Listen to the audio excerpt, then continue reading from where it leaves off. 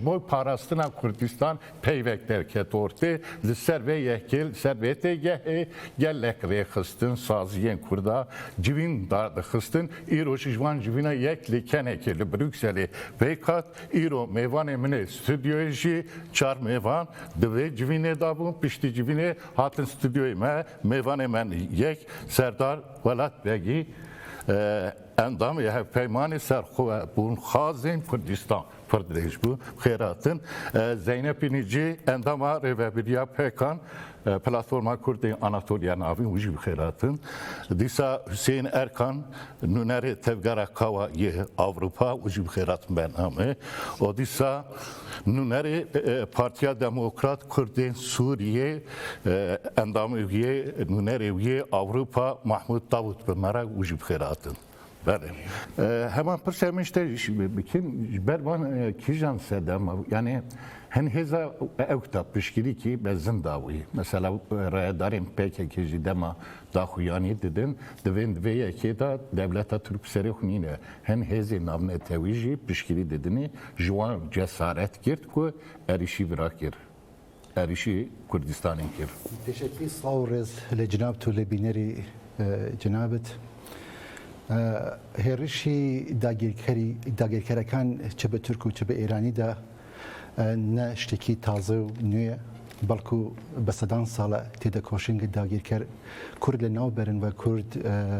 تونە بکەن لە حازی فەرهەنگی و کولتوری و هەم لە حازی جنۆسایتەوە داگیرکەرانی کورد بەو متودی سیاسیە کە ئەیانەوێت بەڕاستی کورد نەمێنێت ئەگەر اجازه بده من امید آماجه بدم به هندک گورانکاری لجیهان دا لروجلات ناوین چه دبی بتایبه لروجلات ناوین و لجیهان دا اسایم دبینین که شرکی برفراوان دروست بوده و جمع سرکان خلیکن خویان روشن دکنه و شری روسیا هم بر اوکراینا توانین شرکی جیهانی و نودولتی بناوکین چون اوه که اسا روسیا ناراسته خود چین خلیک ساپورتی دکاد لپشتی و به همان شیوه اگر ناتو ولاتلی اروپایی و آمریکا ساپورتی اوکراین دکن و شرکی برفراوان بود و پیش اوه که اوکراین شربه امت زانین لروجلات ناوراستر شرکی برفراوان دست بکده و همو هزن نودولتکان لروجلات ناوین لیوه هن چه به روسیه چه به آمریکا چه به فرانسه چه اروپا و ناتو و ترکیه لیوه هیه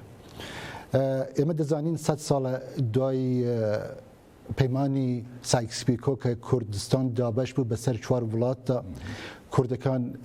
ئێمە زانین لەلایەن داگیرکەرەکانەوە هەم چەکی کیمیایی ئەنفال لە نێوبردن کوشتن بڕین زندان هەموو شتێک بەرامبەر بە کوردان لە هەر 4 پارچەی کوردستان مەشان بەڵام سەرکەوتن نەبوو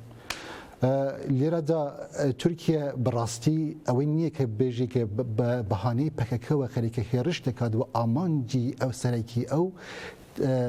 شتێک بە ناوی کووردە نەکو سازی و حەزبێک یا لایەنێک یا پارتیەک بێت ئەگەر پەکەکەیش نەوێت بە بڕوای بەندە پەکەکەیش نەوێت لەوێدە تورکیا هەمان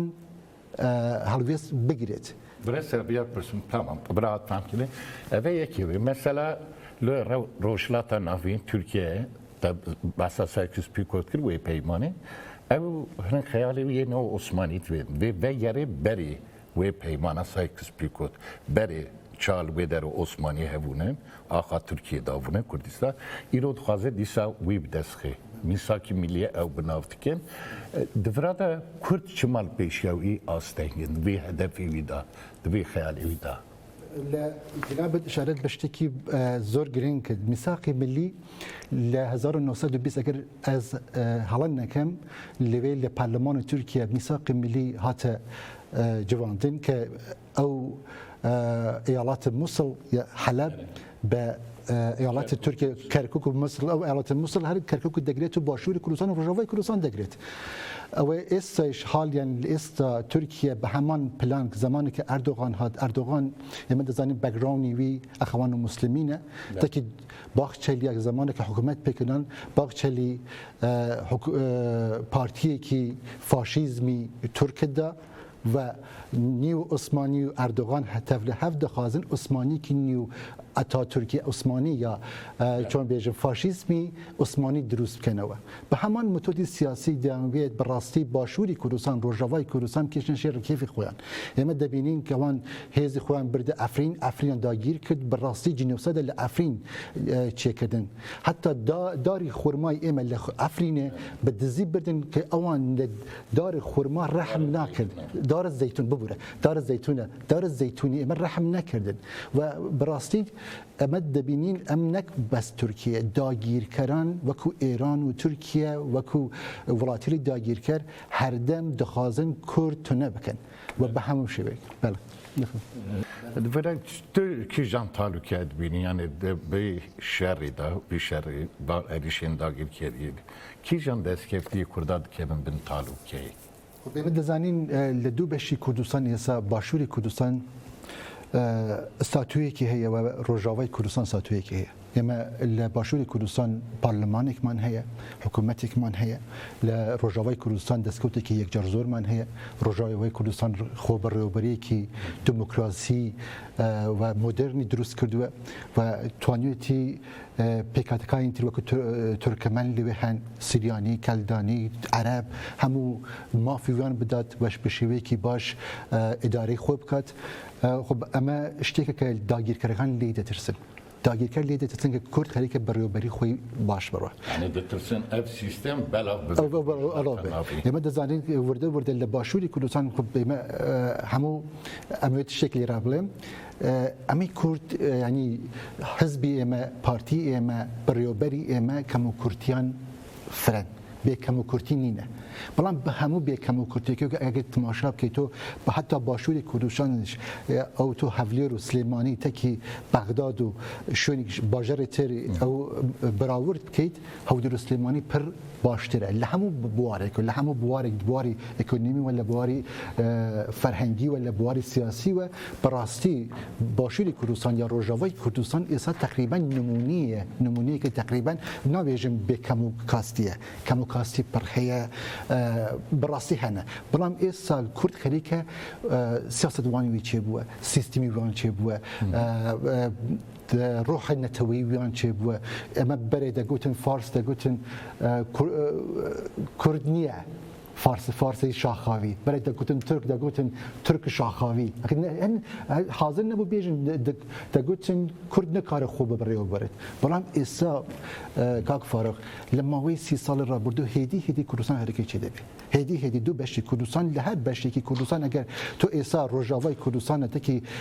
سوریه دا براورد کی روجاوای کردستان پر لسره تو باشور کردستان تکی بغداد تکی عراق براورد که پر لسر اما ترس لناو دلی داگیر کرد چه ترک به چه ترکیه به چه ایران به براستی چاندیه و